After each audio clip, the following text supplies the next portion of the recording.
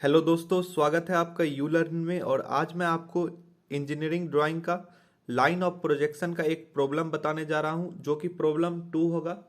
लेकिन इससे पहले हम लोग प्रॉब्लम 1 देखे थे, और प्रॉब्लम 1 से कुछ ध्यान देने वाला बात जो था वो सब हम देख लेते हैं एक बार, ताकि जो अब प्रॉब्लम 2 जो आपको करवाएंगे उससे क्या होगा, थोड़ा जल्दी में बन जाएगा। ठीक, तो प्रॉब्लम 1 में आपको हम बताए थे कि टॉप व्यू जो आपका होगा वो एचपी में बनेगा। ये बात ध्यान देना है, टॉप व्यू एचपी में बनता है। फ्रंट व्यू जो होता है वो वीपी में बनता है। अगर लाइन परपेंडिकुलर हो, किसी भी प्लेन के लाइन परपेंडिकुलर हो, तो प्रोजेक्शन उसका पॉइंट बनता है। अगर पैरेलल होगा तो ट्रू लेंथ होगा, और इंक्लाइन होगा तो ट्रू लेंथ नहीं होगा, स्मॉल थोड़ा बनेगा। तो इसको देख लेते हैं। जैसे ये लाइन है, अगर एचपी की ये परपेंडिकुलर हो जाए, ये देखो एचपी के अगर ये परपेंडिकुलर होगा तो इसका जो है पॉइंट प्रोजेक्शन ड्रॉ होगा। ठीक, अगर यही चीज अगर पैरेलल हो, अगर प्लेन से ये पैरेलल हो, एचपी से पैरेलल हो, तो ये क्या होगा, ट्रू लेंथ देगा। क्या देगा? True length. और यही चीज अगर इंक्लाइन हो, इस तरह अगर इंक्लाइन होगा इससे, तो ये क्या होगा, इससे ट्रू लेंथ नहीं देगा, और ये थोड़ा स्मॉल होगा।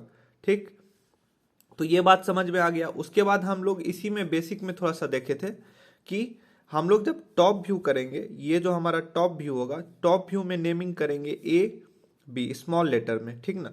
और जो फ्रंट व्यू होगा एफ वी में क्या करेंगे, ए डैश और बी डैश लिखेंगे। इतना बात समझ में आ गया। और हम लोग को क्या समझ लेना चाहिए, ये सब तो समझे।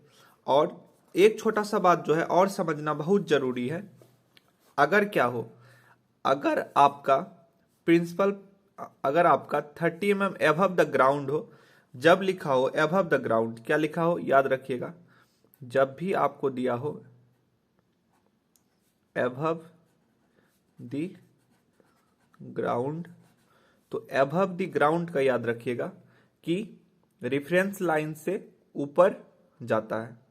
जितना आपका दिया होगा, जितना भी डायमेंशन दिया होगा, जैसे यहां पे दिया हुआ है कितना, 30 mm, कितना दिया हुआ है 30 mm, तो प्रोजेक्शन में याद रखिएगा एबव वाले के लिए, एबव वाले के लिए ये जो है क्या होगा, रेफरेंस लाइन से, रेफरेंस लाइन से एबव होगा। ठीक, और याद रखने वाली बात है, अगर इन फ्रंट द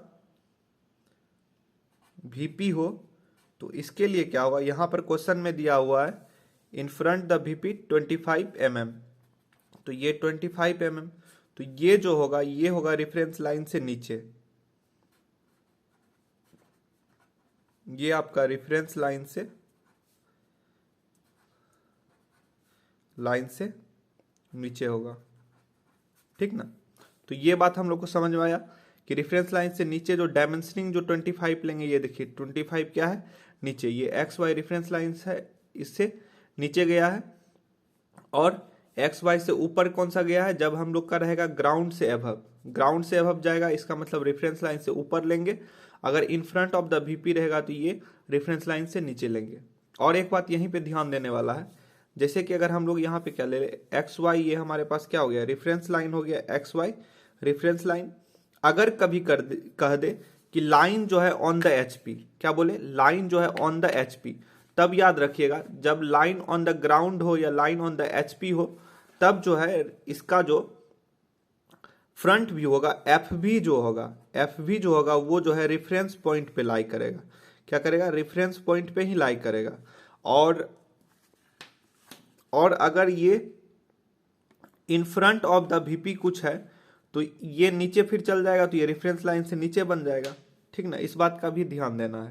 तो अब चलिए हम लोग नेक्स्ट प्रॉब्लम देखते हैं। तो ये था एक कंक्लूजन, इससे जो हम लोग को छोटा छोटा बात सीखने के लिए मिला वो यहाँ पे था। ठीक, अब समझ गए हम।